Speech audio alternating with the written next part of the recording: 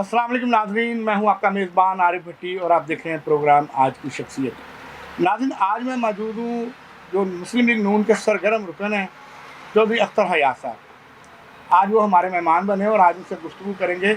एक बड़ा ही hot issue है जिस पर हम गुफ्तगू करेंगे और इसके साथ साथ महंगाई के हवाले से भी बात करेंगे।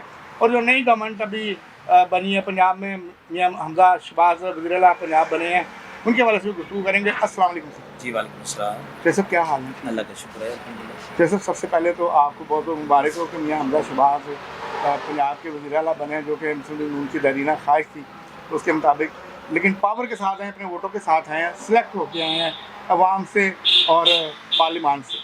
देखिए जी, बिल्कुल खैर मुबारक है, ये अल्लाह की मेहरबानी, उसकी रहमत और आवाम की दुआओं से जो है हमजा शहबाज और वज़ीर आज़म जो है हमारे पाकिस्तान में शहबाज शरीफ साहब बने हैं। ये यकीनन आवाम की दुआओं से है कि महंगाई में पिसी हुई आवाम जो है वो रो रो के दुआएं कर रही थी कि या अल्लाह इनको ला।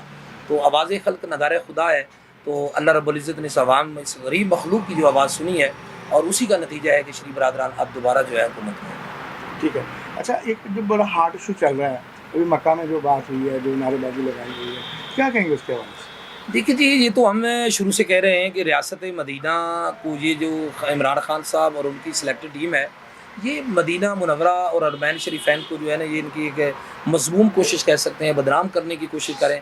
रियासत मदीना के अंदर ऐसे मामलात नहीं हुआ करते थे जो कि पाकिस्तान के अंदर जो इनका तर्ज़ हुक्मरानी था 3.5 साल का, वो आपने देखा है कि उसमें रियासत मदीना का नाम तो इस्तेमाल किया गया है, मगर कोई काम भी एक भी ऐसी मिसाल पीटीआई गवर्नमेंट के पास नहीं है कि जो रियासत मदीना के मुताबिक हो और जो अल्लाह और अल्लाह के रसूल सल्लल्लाहु अलैहि वसल्लम के दीन के मुताबिक हो। एक मिसाल दे के वो ये नहीं कह सकते कि हमने काम किया है।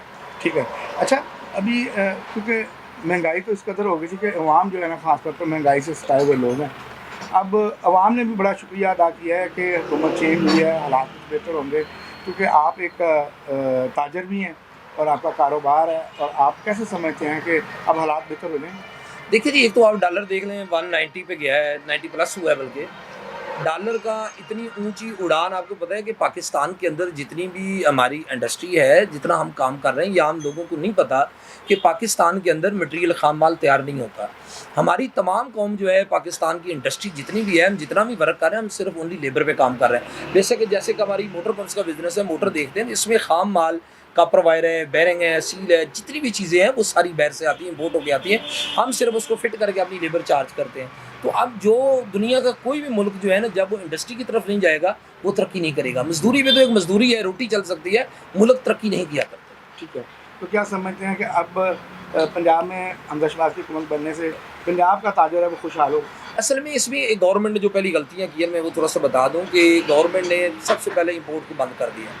एक तो इम्पोर्ट से इनको टैक्स आ रहा था, बाकी मुल्क के अंदर है बहुत सारे मामलात है कि इम्पोर्ट चीज़ें आके लोगों को सहूलत मिलती है। इन्होंने यकमुश्त तौर पे जो है उसको इम्पोर्ट को बंद कर दिया। अब इम्पोर्ट बंद करने से पहले इनको चाहिए था कि मुल्क के अंदर इंडस्ट्री लगाते, सारी चीज़ें मुल्क के अंदर बनाते, बनने के बाद जो है ना वो इम्पोर्ट को आहिस्ता आहिस्ता कम से कम 10 साल हमें दरकार है।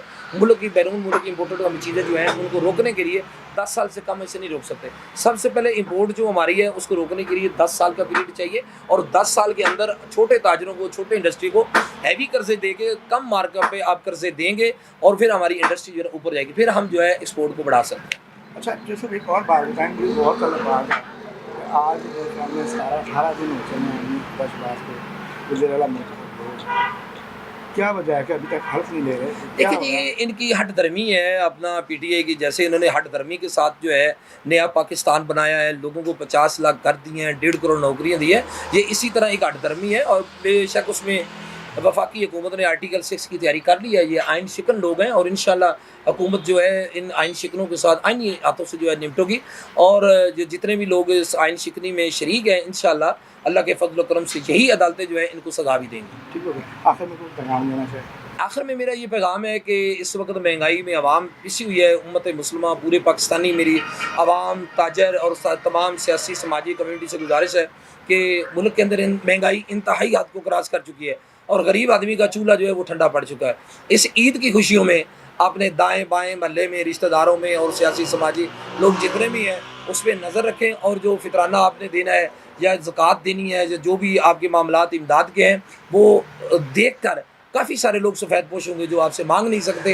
तो अब मेरी तो यही दरख्वास्त है सबसे कि आपने दाएँ बाएँ रिश्तेदारों में, अहबाब में, क्योंकि रिश्तेदार मांग तो नहीं सकते, मगर किसी न किसी बहाने से जो है ऐसे गरीब गुरबा जो रिश्तेदार आपके हैं, दोस्त अहबाब जो हैं, या गुरबा आपके जो जेनवन असल लोग हैं जो ज़कात और सदक़ात खैरात के मुस्तहिक हैं, आप कोशिश करें कि वो ढूंढ कर आपकी ज़कात खैरात सदक़ात और जितनी इमदाद है या फ़ितरन है वो असल लोगों तक जो है वो पहुँचाएँ।